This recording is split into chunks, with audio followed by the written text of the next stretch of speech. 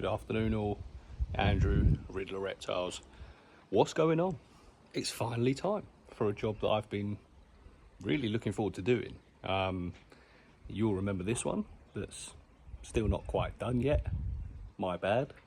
However, it's time for the nature pond.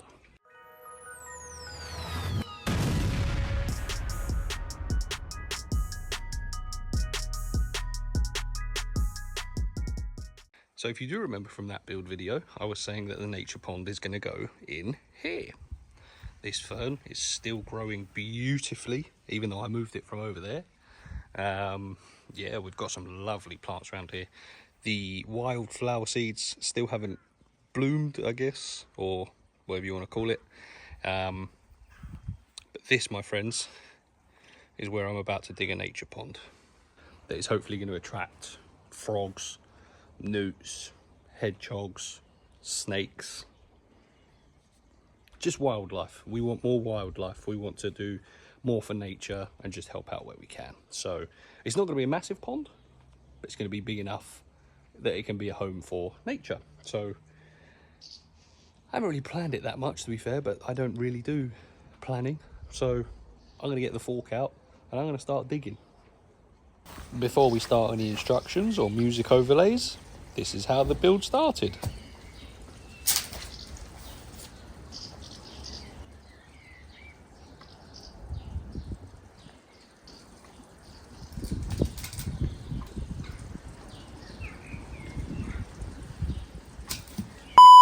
Okay, so first things first, I used the shovel now to just do a little bit of a surround to see what sort of size I was looking for. Go around the edges, see what sort of shape I wanted, and just really take it from there.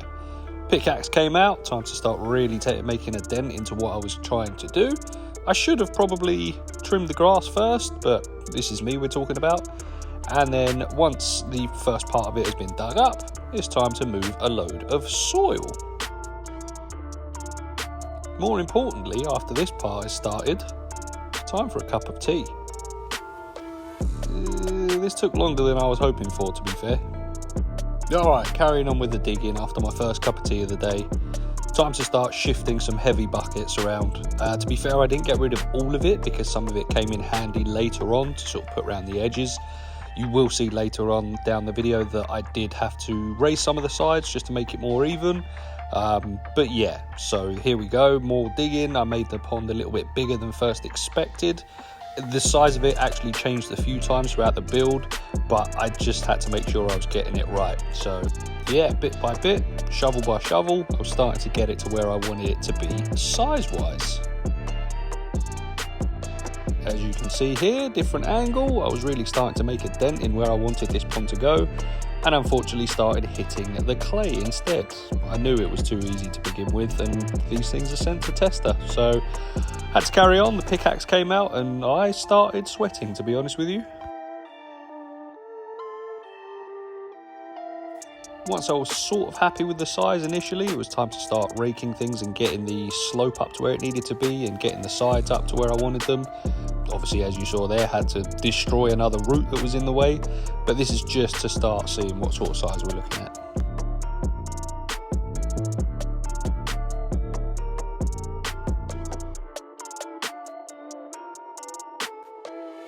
A quick look at the Great British weather, just look at that contrast.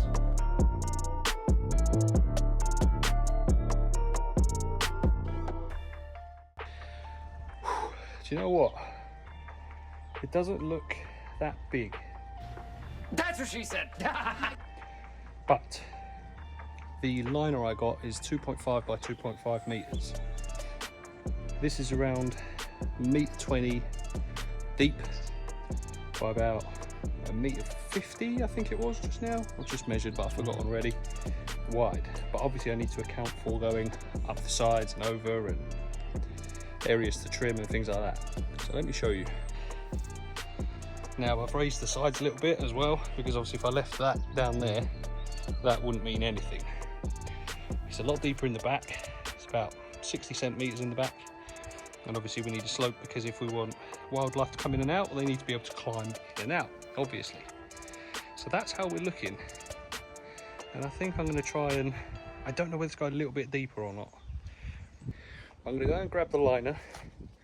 I'm going to sort of do some jiggery pokery, get it lined up, see how it's looking, see how much more extra I've got, and then take it from there.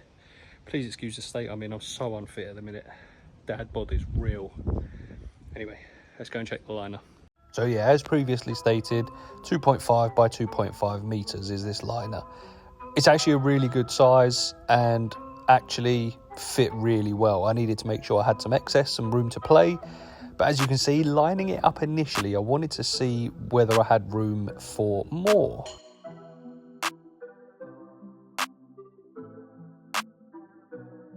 Turns out, I think I did. See you later. Let's carry on digging. Alright, so to be fair, the majority of the hard part was done. I just wanted to sort of make the slope a little bit bigger, give it a bit more room, and just make sure that it was where I wanted it to be, because once the water goes in, it's going to be a lot more difficult to redo things. I've got the time, I've got the liner, I've got the space, so it was time just to dig it up that bit more, rake it out, and really get it to the sort of shape and size that I wanted.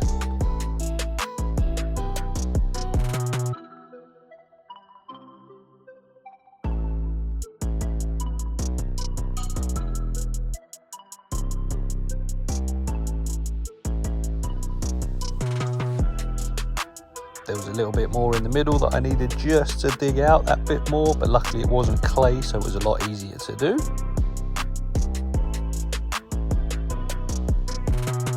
And that's it, time to start really making sure that it's level and where I want it to be.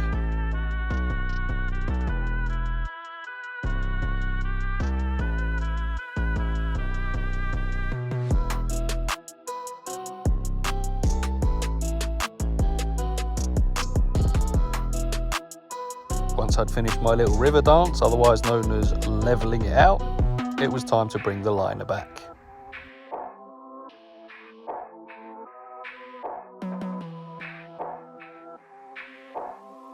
Already at this point I was a lot happier with the size and the slope going in and out of it, so it was time to start filling up.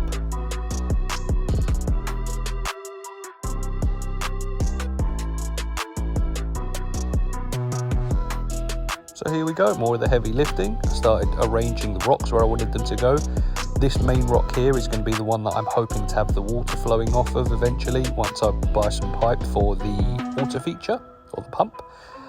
But it was time to start arranging rocks. Now luckily for me, as I explained later in the video, these rocks were already in my garden. This would probably cost a fair few quid if you were to buy them outright from elsewhere, but luckily we already had them. So I was utilising them and using them where I wanted them to go. At the same time as that, I was also still sorting out the edges. That side there that you can see I'm on needed a little bit more packing in, just to make sure that it wasn't going to fall over and basically empty the pond before I'd even started, but actually it was not too bad. I also had some leftover gravel from a previous filter that I had.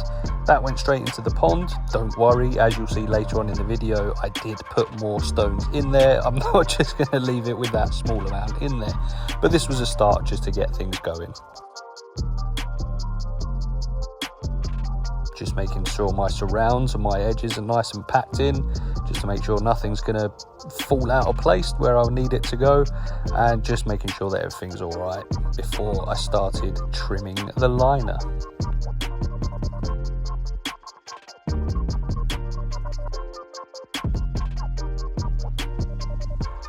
Now I obviously didn't cut directly underneath the stones. I did want a little bit of overhang just to make sure that I wasn't going to cut it too far away.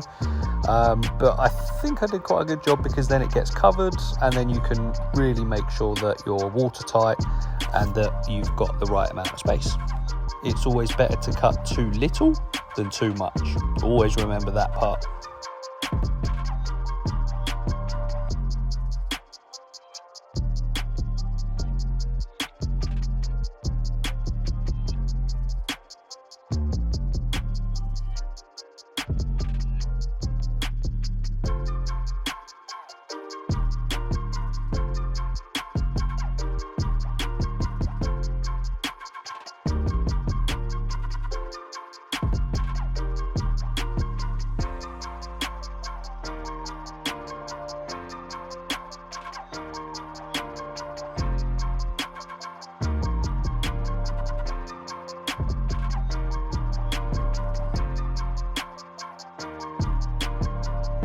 as you can see, just tidying up around the edges a little bit more, around the sides, just to really neaten everything up a little bit, and once again just fill that side in a little bit more with some excess soil, and just making sure it's ready for the next jobs. A little bit of excess soil again. Lovely job. Now obviously it's been dirty work, so just making sure everything can settle with a nice spray down and a bit of water just to help everything sort of settle into where it needs to be. It does help the soil just sort of compact a little bit, and finishing off with a little trim of the bushes. Now, to be honest with you, for a day's work after a night shift, and considering I'm not done yet, not bad at all. Like I say, it's nowhere near done yet, obviously. I need more pebbles to go inside at the bottom. Obviously, I've got a little solar powered pump that's going to be used for a little water feature. I've used some bogwood for surrounds and obviously for perches, things like that. I've tidied up the plants a little bit around the side. Obviously I need to make sure that there's a slope in and a slope out of the pond, because that's how our nature, you know, our little critters are going to get in and out. But that is after day one. So hopefully join us over the next few days. Well, for you it'll be immediately. But in the next few days I can get this done. But like I say, for a single day's work, not bad, not bad. I will see you soon. One more thing that I nearly forgot on day one, bit of tap safe. Obviously I know the chlorine can burn off over a couple of days, but if something happens to find it overnight, I don't want them to be burnt by chlorine or any effects of that. So I'm going to add some of this and get the water nice. I'm going to mix it as well. Obviously I'm not just going to chuck it in there because there's nothing moving the water at the moment. But yeah, a bit of wildlife tap safe, and yeah, tidy up, go and get dinner on. Oh look, the sun's out again. Okay, so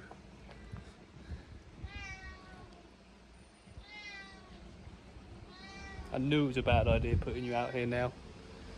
Anyway, what was I saying? Right, so I went and bought our first plants today. I say bought our first plants. I've moved a couple around from the garden, and also from a previous snake build. The fatsia that wasn't doing very well in that enclosure because it was getting too much light, I have now put out here. Now I only just put it down here this morning, so it's still looking a little bit sad, but hopefully this does better out here because there's less sunlight. A couple more ferns that were in the garden I've moved around, but earlier on went to the garden centre and got a bulrush and an iris and some oxygenating plants as well. Also, you haven't seen it yet, but I did get a little fountain. It's not going to stay like that. I'm going to connect it to make a water feature. But let's get these plants in and I'll show you how we're looking. And that, my friends, not a lot to it, to be fair, for now. But we've submerged the plants. We've chucked in the oxygenating plants. I left the weights on there because, I don't know, I thought it might be better as opposed to having them all floating on the top. But that, my friends, as you can see, it's a little solar powered fountain. But like I say, I'm going to connect it to some tubing and make a little water feature instead. But that, for now, until I get more plants, I was on a little bit of a plant spending ban. So yeah, got to be good for now. But like I say, I've utilised the plant from another enclosure. I've utilised some plants from the garden. I've bought a couple for the water itself. I will keep you up to date as and when. You may or may not see the water feature in this video, depends how quickly I get it out, but no doubt at some point I will be updating with everything. Now, just a quick rundown of costs. Granted, it's easier said than done. The rocks, they were in the garden already, I used them. The liner was a 2.5 by 2.5 metre liner off of Amazon for 12 quid, I think it was. And the little pump filter, I think that was another 12 quid. So, do you know what I mean? Little bit of elbow grease and digging, and jobs are good, and you got yourself a little nature pond. So it's easy. It is easy to do if you're able to do so and you've got the time. But I'm really looking forward to nature finding this pond. I've stolen more plants from around the front garden and back garden to really bring it to life that bit more. Okay. As you can see, I also added the rest of the pebbles and the rest of the stones, and it's really, really brought it together. I did buy those African daisies as well, much to my wife's dismay, because, like I say, I'm on a plant buying ban, but this is how we're looking. Stick around. Please consider subscribing. I'd highly suggest it so that you can see what happens with this pond. Also, after getting home from work one night, you can see there's already life in the pond. This is just the beginning. But with that being said, thank you for watching. I hope you've enjoyed it. A massive thank you to my patrons. If you haven't subscribed and you want to already, the link will be in the description. Other than that, please like, comment, share, subscribe, all of the good stuff. We'll see you in the next one. Peace out.